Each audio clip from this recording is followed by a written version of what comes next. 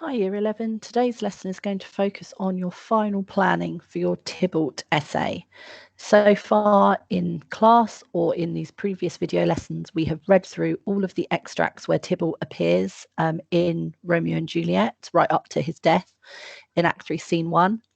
Along the way, we've been exploding quotations in your exercise books, making notes on Shakespeare's intentions and why he's chosen to present Tybalt in this way. So today's lesson is going to be about making the final decision about what quotations, what evidence you're going to be including in your essay and creating a final essay plan ready to then actually write your essay and tick this next one off our list. So as always, we're just going to start with revising a bit of vocabulary.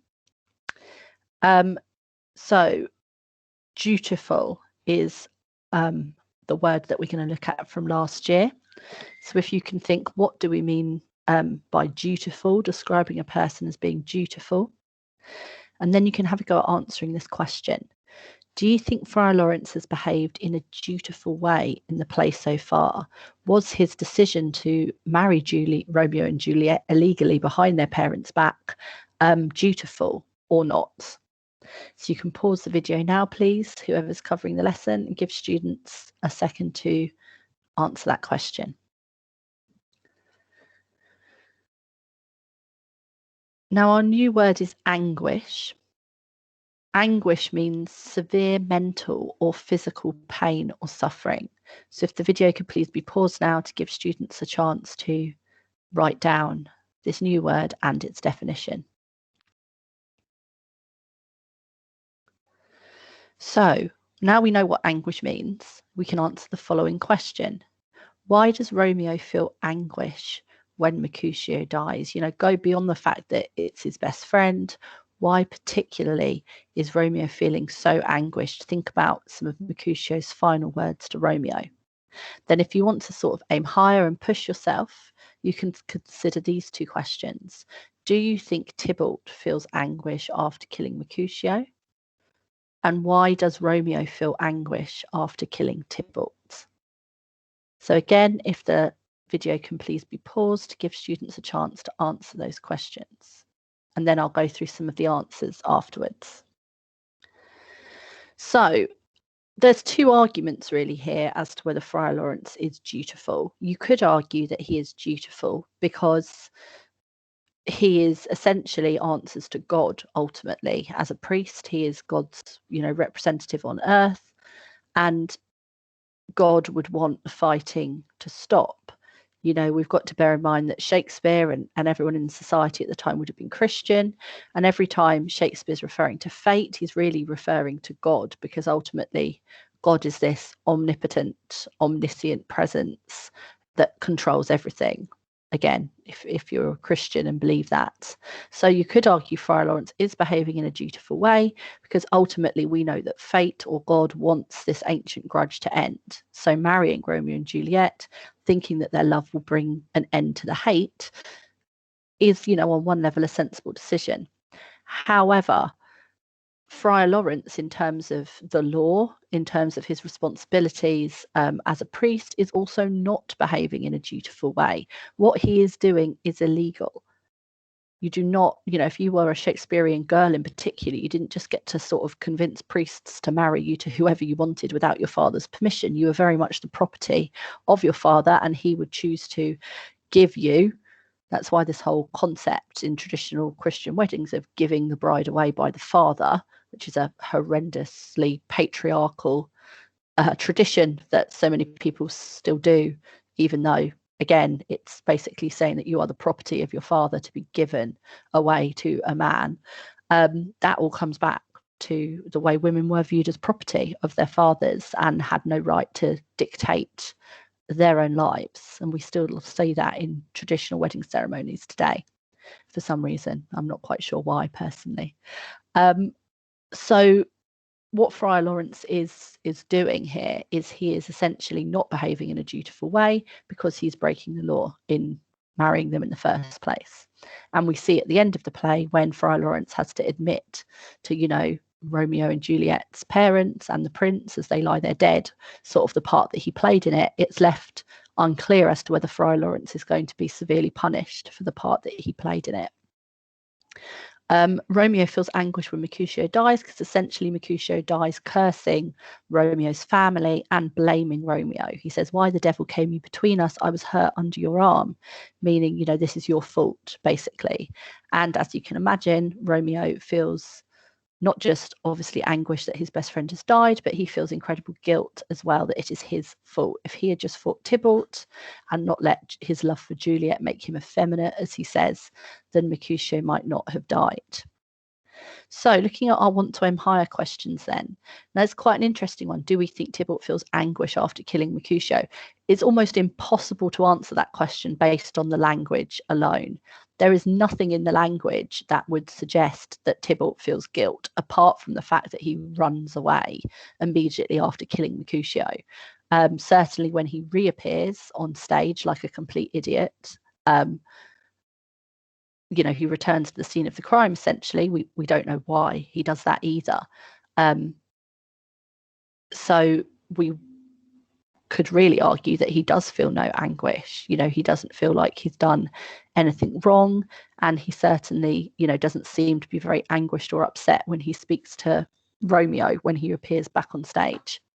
Romeo, however, does feel anguish after killing Tybalt. He says, "I am fortune's fool, you know, I am fate's puppet, I'm fate's idiot." And he realizes, of course, that he has not only broken the law and could be executed, but he's obviously going to have broken Juliet's heart. He's just murdered her cousin. And even though there were lots of circumstances around why Romeo did that, he still feels incredible anguish and guilt for the pain that he's now going to cause his new wife. So our knowledge goal today, as I said at the start of the lesson, is to analyse how Tybalt is presented at different points in Romeo and Juliet. So if we can please pause the video now and just copy down that knowledge goal. So by the end of the lesson, you will have revised how Tybalt is presented at different points in the play. You'll have revised why Shakespeare chooses to present him in this way. And you will have revised how to structure and plan your essay. That's our real objective. By the end of today's lesson, you will have your essay frame, your essay structure and plan completely done. So when we come to write this, when me or Miss Street or Mrs. Norris, whatever class is watching this video, we're all going to be back with you on Monday. We should be ready, maybe not Monday, but at least Tuesday's lesson, to start writing this and get it done, and then move on to the next unit. Remember, we made it clear to you at the start of term that the way we were going to tackle these centre assessed grades that we have to give you, so we're going to revise a unit of the exam. You're going to do an essay. We're then going to tick that off, submit it, and move on. And the final grade that we will give you will be based on a sort of average of these different grades that you will get for these different essays that you've done. But me and Miss Street and Miss Norris will talk to you more about that when we're back next week. We'll also obviously talk about A Christmas Carol essay for those of you that haven't completed that remotely, and the plan that we have regarding that as well. So please don't worry about any of it. So there are two questions in the Romeo and Juliet section of the exam, and we've sort of done them in the reverse order, really. Question 1 is an extract analysis, and you have 20 minutes to do that. It is different from the A Christmas Carol and the Inspector Cool essay. In those two texts, the extract and the essay are one big question. You write about the extract, then you write about the whole text, and it's the same question. With the Romeo and Juliet section, it's different. They separate the extract into a different section.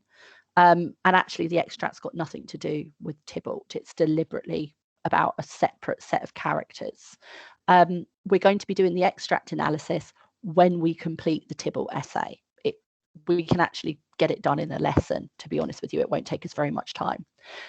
So there's one extract. It's going to be from Act 1, Scene 5, when Romeo and Juliet first meet. The whole palm to palm is holy, palm is kiss, weird religious flirting that they do when they first meet. So it's that extract. We're going to be analysing how Romeo and Juliet speak and behave. But like I said, it will take us 1, maybe 2 lessons to get that done and write that section.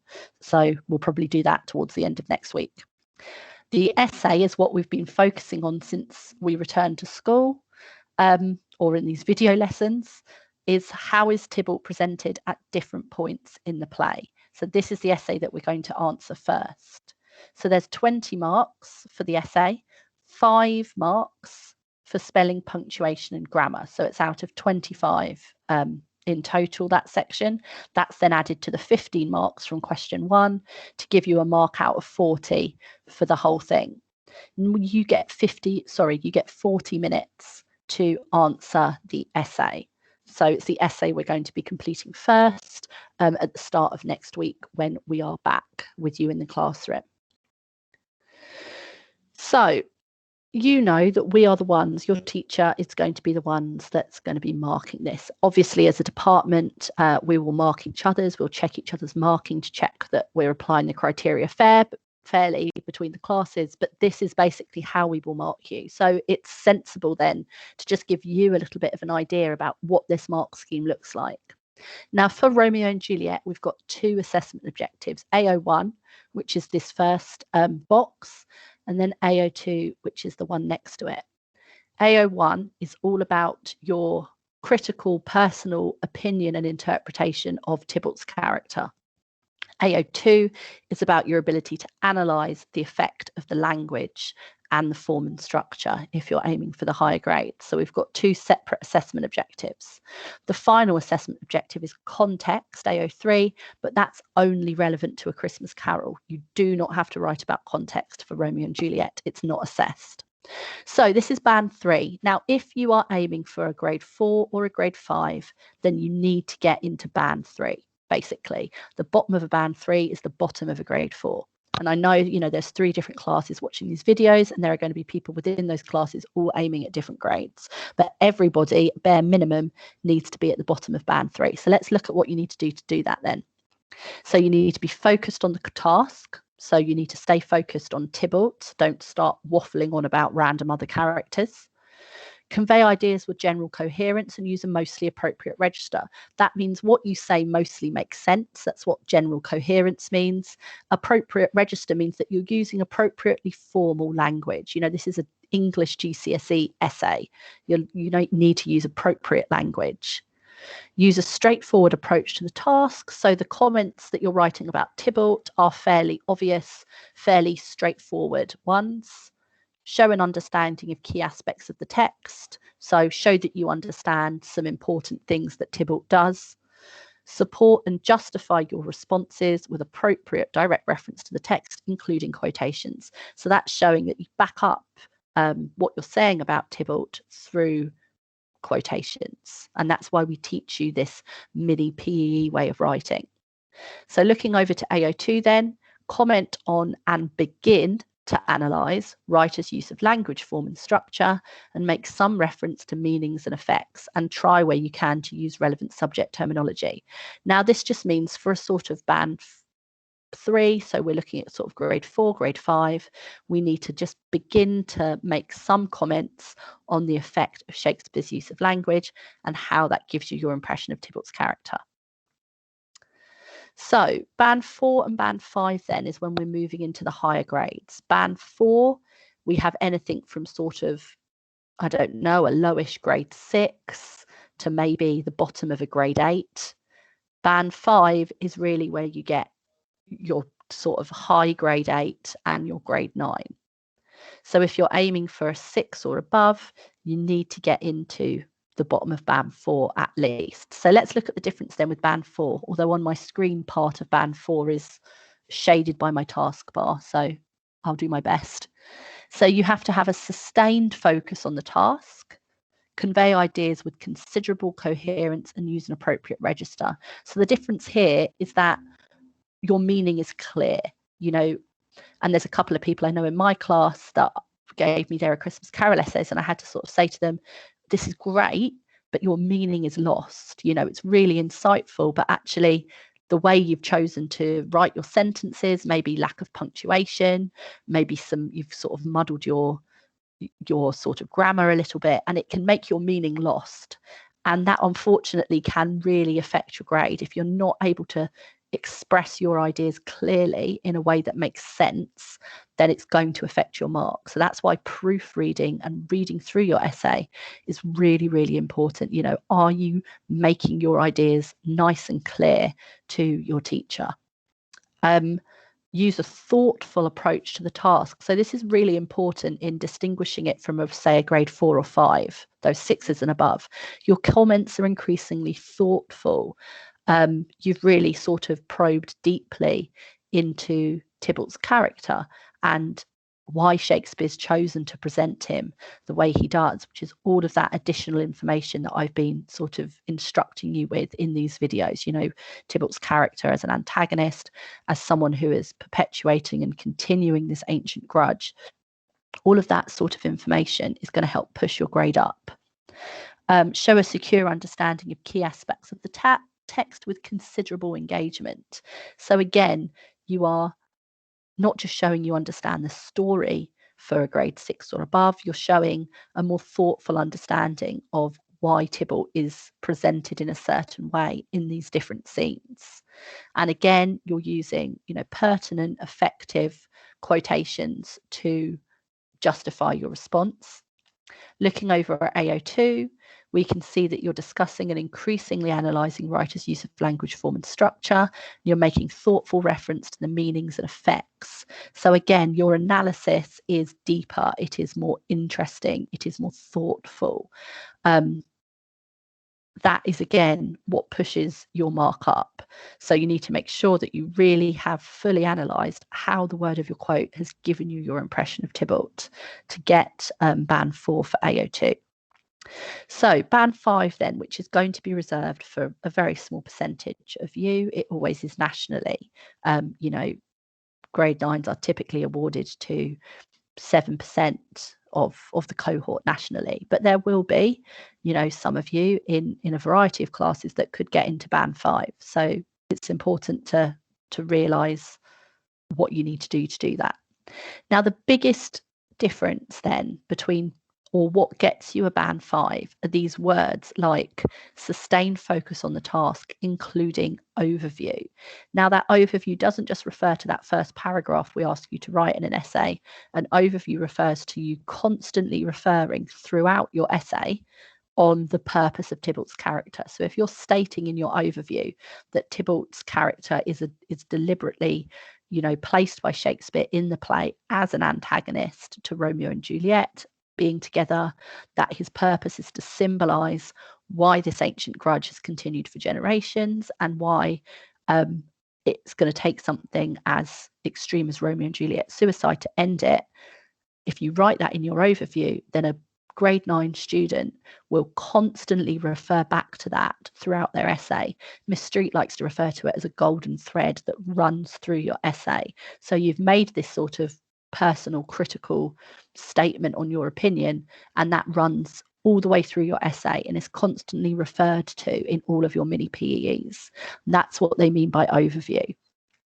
Adding into that, we can see words like sensitive and evaluative approach. So we're evaluating the success of Shakespeare's intentions. We're evaluating the success of the way Tybalt's been presented through the language that Shakespeare's chosen to use. We have perceptive, insightful, maybe even original personal response and opinions in the way Tybalt is presented. And these are all things that push you from that band 4 to that band 5. When we're looking over at AO2, we have, again, this idea of evaluating the effect of the language, as I've mentioned earlier, and really trying to be very precise, if we can, in our subject terminology. Hopefully that hasn't just gone in one ear and out the other. I know it can be quite confusing looking at marking criteria because it's designed for teachers and examiners as opposed to students, but it is important, you know what grade you want us to give you. And we've said we will give you that grade if you can provide us with evidence that you can achieve it. And this is how you get that grade. So what most of this lesson is going to be, after I've sort of ended this lesson, is going to be you independently looking through your notes and deciding what quotations you are going to use in your essay. You will not be able to refer to every quotation you've exploded over the last 4 or 5 lessons. You won't have time in 40 minutes. We know that you start with an overview. An overview is a brief summary of how Tybalt is presented and why Shakespeare chooses to present him in this way. Your overview shouldn't be more than a few sentences long. We've then got 4 scenes in this play where Tybalt is in or is mentioned. So you've got 4 potential scenes that you can choose to write about. If you are somebody who struggles with coverage, if you're someone maybe in Mrs. Norris's class who knows that, you know, writing a lot in 40 minutes is a struggle, maybe miss out Act 2, Scene 4. Just focus on Act 1, Scene 1, Act 1, Scene 5, and Act 3, Scene 1. Don't worry about Act 2, Scene 4 too much. Maybe skip that one out. But again, if you're aiming for the higher grades, you may find it important to reference Act 2, Scene 4, where Mercutio is sort of mocking Tybalt's fighting style, because that may link into your essay plan of developing sort of the purpose of Tybalt's character. So you know how much you can typically write in an essay. You know if you're someone who struggles with coverage or if you're someone that can generally, you know, knock out 3 or 4 pages. So you've got to use your personal judgment really on how many quotations you think you're going to be able to write about. So here is my general recommendation. From Act 1, Scene 1, where we first meet Tybalt, you probably want 1 or 2 quotations. I would try and maybe aim for 2 if you can, because it is really important. You know, this idea of peace, I hate the word, would be a good quotation to use. The way he's refers to, you know, Benvolio as a coward, for example. Then Act 1, Scene 5, when Tybalt sees Romeo and wants to fight him and Capulet doesn't let him, and then Tybalt vows revenge on Romeo. 1 or 2 quotations. Again, there's quite a lot in that scene to write about regarding Tybalt. With Act 2, Scene 4, that's the scene where Mercutio talks about how Tybalt sent a letter of challenge to Romeo, and Mercutio basically mocks Tybalt's fighting style. I would just pick 1 quotation from that scene. Again, probably only pick that scene if you're someone that's aiming for the 6s and above, and, you know, you really can talk about the purpose of Shakespeare building up the dramatic tension for Act 3, Scene 1 through that scene. Now, Act 3, Scene 1, you probably want a minimum of 3 quotations, if not maybe 4. This is a really important scene, and Tybalt is in it a lot. It's the most Tybalt appears in the whole play. You want to not just look at, you know, you probably want a quotation from when Tybalt's just talking to Mercutio before Romeo arrives, a quotation from when he is talking to Romeo and fights Mercutio, and then a quotation from when he returns back on stage after Mercutio's dead and fights Romeo. Because, you know, he's in that scene quite a lot. So that will be the structure of your essay, your overview, and then you will go through how Tybalt was presented in each of those scenes. So for the remainder of the lesson then, what I would like you to do is use all of the notes from the lessons we have been revising Tybalt's character and decide on the quotations you're going to be using in your essay. Then create an essay plan by bullet pointing what you will include in your overview, and then explode each of the quotations you will use in your essay. I know you probably have previously exploded them in the last few lessons, but do it again. Have all of your quotations and all of your notes in one place, okay, on one page in your book, because you can use all of that when you come to write the essay next week. As you explode your quotations, try to add in information about how the presentation of Tybalt links into Shakespeare's intentions and Tybalt's purpose in the play. If you're aiming for the grade 6 and above, you absolutely must do sort of that final recommendation there. Your essay must be focused on why Shakespeare chooses to present Tybalt in that way. So that is what I would like you to do for the remainder of the lesson. Do please be focused on getting these essay plans completed. It will make everyone's lives so much easier when me and Miss Street and Miss Norris reappear in your classrooms on Monday, that we know that this is done. Yes, we will go over it. Yes, we'll give you some additional support. But if we have to just redo all of this, then it's been a complete waste of time. And to be honest with you, pointless me sitting at home and videoing these lessons for you. So, you know, you're big enough and sensible enough to be able to do this independently for the next half an hour or so, I would have thought, without causing the cover teacher too much hassle.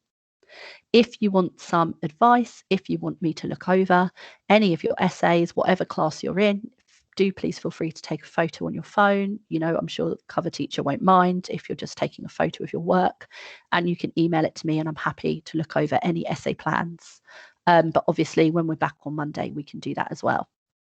Okay, good luck, be good, and I will see you Monday.